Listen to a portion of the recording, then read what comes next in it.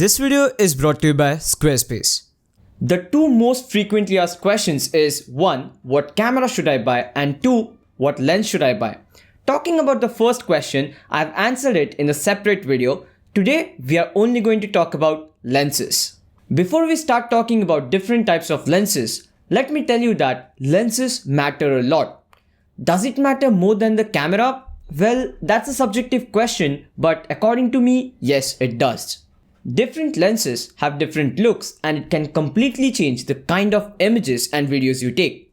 In this video, I'm not going to recommend you any particular lens. What I am going to do is explain different things you need to know about lenses before making your next purchase decision. It's going to be a super helpful one for you people. I wanted to make this video from a long time, so without wasting any time, let's get started.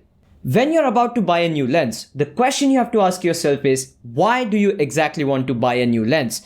Once you have a clear answer to this question, the decision-making process becomes a lot easier. There are certain points you should keep in mind while deciding which lens to buy next. The first one is the focal length. This is very important, probably the most important thing when it comes to lenses. Suppose you're into landscape photography and you want to capture wider landscape and you don't have a wide-angle lens, then maybe you're looking for a wide-angle lens. If you want to do wildlife photography and if you want that zoom range, maybe you're looking for a telephoto zoom lens, something like a 300mm or more. I also use telephoto lenses for landscape photography when I want to capture those tighter compositions. So it's not much about the genre, it's about what kind of results are you expecting from your lenses.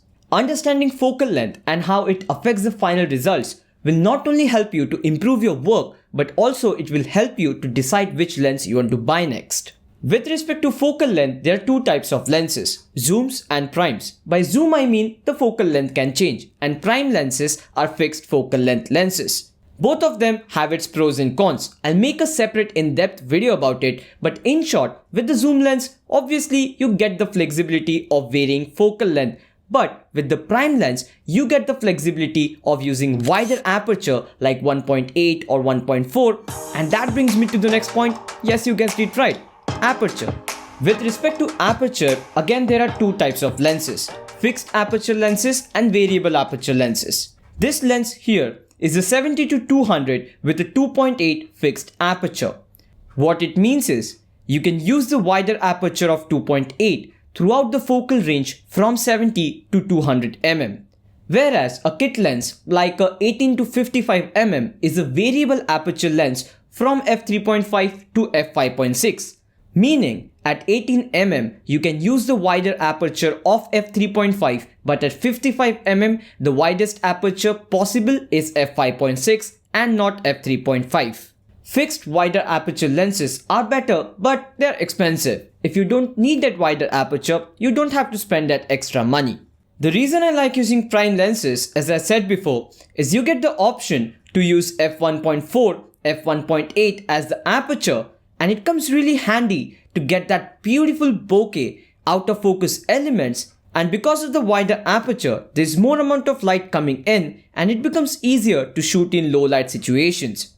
There is no zoom lens that will allow you to use a wider aperture like a 1.4 or a 1.8. Here I have a 85mm 1.8 and again the 70-200 2.8.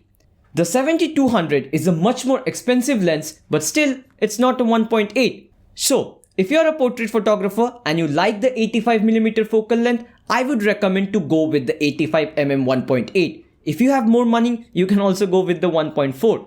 For me, I need that variable focal length from 70 to 200. That's why I will prefer the 70 to 200. And my point is, there is no such best lens. It all depends on the use case and why do you exactly want to use that lens. Wider aperture lenses are generally better and faster in focusing because, as I said, it lets in more amount of light. And that brings me to the next point, that is focusing. With respect to focusing, again, you have two different kind of lenses, autofocus and manual focus. Complete manual focus lenses do not have any kind of autofocus motor in the lens and you have to completely manual focus on the subject. Personally, for the kind of work I do, I prefer using autofocus for my photos, and also it becomes super handy while shooting videos too. If you're someone like me who uses autofocus a lot, you have to understand one thing. Doesn't matter how good your camera's autofocus is, if the lens's autofocus is not good, the autofocus overall is not going to be on point. The next point I want to cover is full frame lenses and crop sensor lenses. You have full frame cameras and crop sensor cameras. Similarly, you have full frame lenses and crop sensor lenses as well. When you attach a full frame lens on a crop sensor body, the camera is going to perform exactly the way it used to before. But if you attach a crop sensor lens to a full frame body, then the full frame camera will start acting like a crop sensor and you will lose resolution. So, if you own a full frame camera, I would recommend you to use full frame lenses. One downside to full frame lenses is they are generally more expensive than the crop sensor lenses. So if you own a full frame camera or if you're looking to buy a full frame camera, remember that you also have to spend more in terms of lenses. The next point is lens stabilization. This is something that is not necessary, but if present, that's a very good thing. Lens stabilization helps you to get sharper images even if you're using slower shutter speeds and shooting handheld. Lens stabilization also comes handy in shooting handheld videos. I will prefer lens stabilization in my lenses, especially if I'm shooting at a focal length higher than say 50 or 70 mm. When you start zooming in, you feel the need of lens stabilization.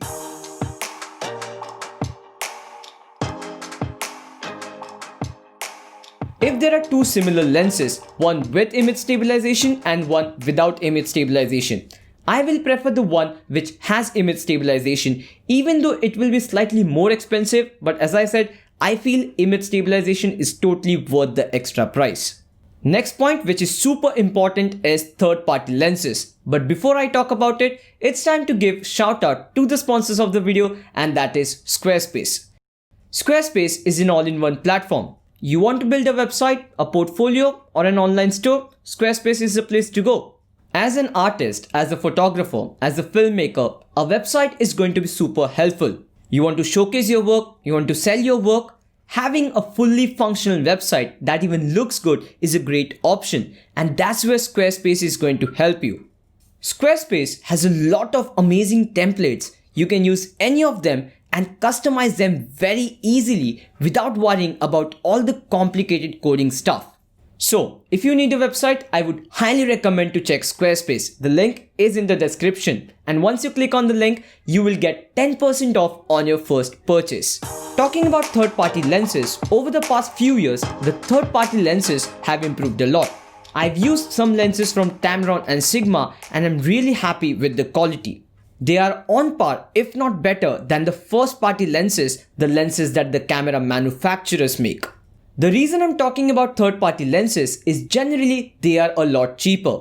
Earlier, I did not prefer using third-party lenses because, as I said, according to me, the quality was not there. But nowadays, the newer lenses, especially the Sigma Art series, the Tamron SP series, they are very good. You get very good image quality but at a relatively cheaper price. The gap between the quality of the first and the third-party lenses have reduced a lot. If you have the budget, if you have the extra money, you won't go wrong with the first-party lenses. What matters is the price difference worth enough for you? The next point is the weight of the lenses. Nowadays, the mirrorless cameras are getting lighter, and the idea is to make the overall setup light and portable. So, even when you're buying a lens, you have to keep this in mind.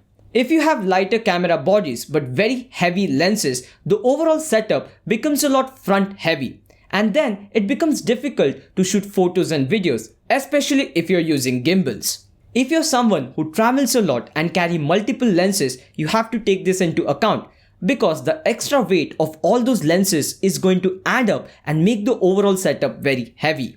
When I'm making a purchase decision, I always check the weight of the lenses and check if there's any lighter alternative available. That's it from this video, guys. Hope you guys enjoyed the video. If you did, press the like button. If you're new to the channel, make sure you're subscribed to the channel. I'll talk to you guys in the next one. Bye.